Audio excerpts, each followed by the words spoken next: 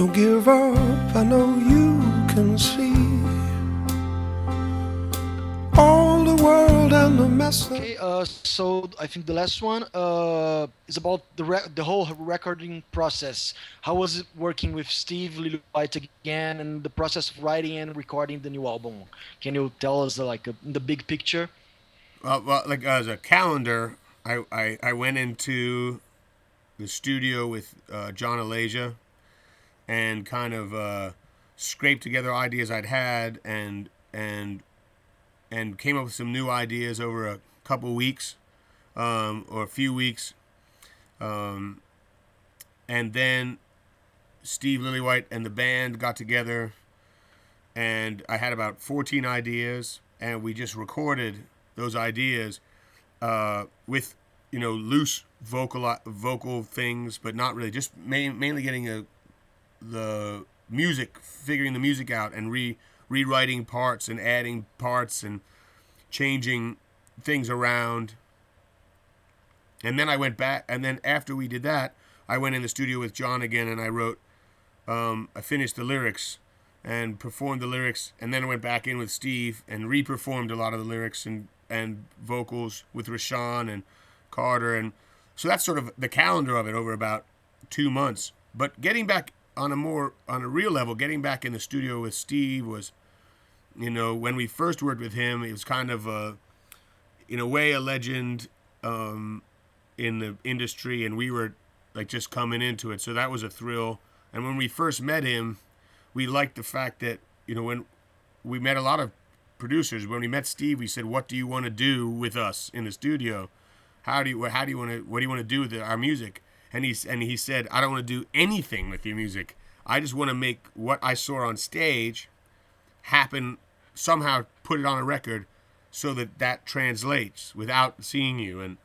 And this time it's very interesting because he has a way that was great to come back to. Now we're sort of more peers in a way, or maybe the band has graduated a little bit. So, and we all know where we are in some ways, and the band as a whole kind of comfortable where it is.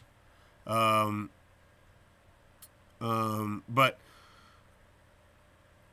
it was really fun to see again how wholeheartedly, I mean, the band, like I was just saying, we sort of play that way, but to watch how Steve just wholeheartedly, physically gets excited when he's recording. His hands are, he's sitting at the desk and his hands are pumping, and he's, it's as if it was great watching footage because we couldn't see him where we were recording. It was kind of this funny place, and you were there.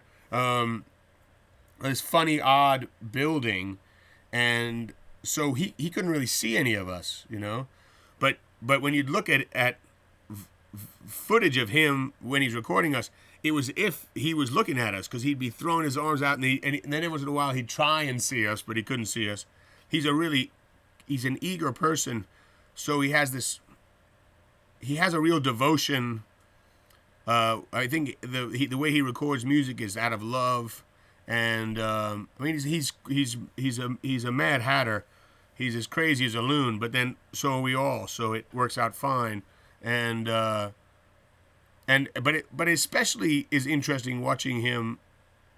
I mean, he'll never let anything go. He will, when he's recording Tim, he just records everything, and he always says he has to be sure when he's recording Tim not to record too much, not to give Tim too many takes, because then Tim gives you way too much, because Tim never plays the same thing. So if he just lets Tim record, it'll just be an infinite choice of way too much, and he can deal with that. So he always confine. Okay, on to the next thing.